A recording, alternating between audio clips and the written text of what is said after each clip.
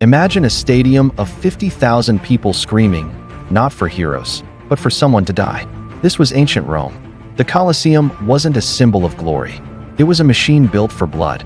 Men were dragged into the sand with one instruction: fight, entertain, or die. Gladiators, slaves, prisoners, enemies of the state, faced each other under the burning sun. Steel-cut flesh, bones cracked, blood soaked into the ground beneath their feet. When one fell, the crowd didn't go silent. They decided his fate. A thumb down meant execution.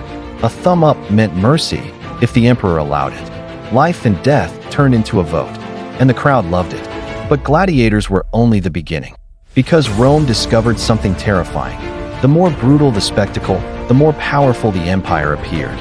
And so, the games grew darker. Some executions were fast. Others were designed to be terrifying. It was called damnatio ad bestias, punishment by wild animals. Men and women were stripped of weapons, sometimes stripped of clothing, then thrown into the arena with lions, leopards, or bears. There was no escape. The animals hadn't eaten for days. As the gates opened, panic took over. Screams echoed through the stone walls. The crowd leaned forward. Christians, rebels, criminals. Rome made examples of them all. This wasn't justice. It was a message. The empire controls your body, and even how you die. But Rome didn't stop with humans. Soon, they turned the arena into a slaughterhouse for the natural world itself. Rome wanted to prove it ruled everything, even nature. Massive animals were captured and shipped across continents just to die in public.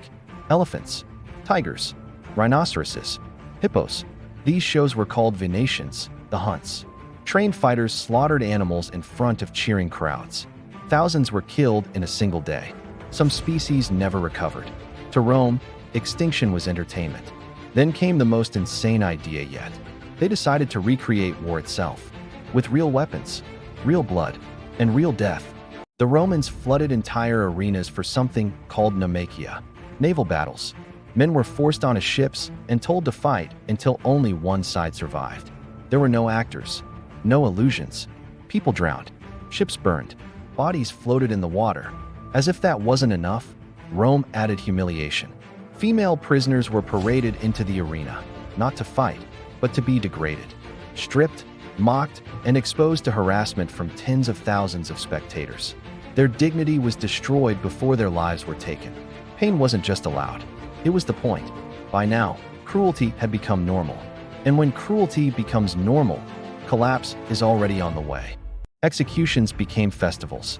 Deaths were scheduled like performances. On holidays, Rome didn't give gifts. It gave blood. Prisoners were killed in themed shows. Drivers died in brutal chariot crashes.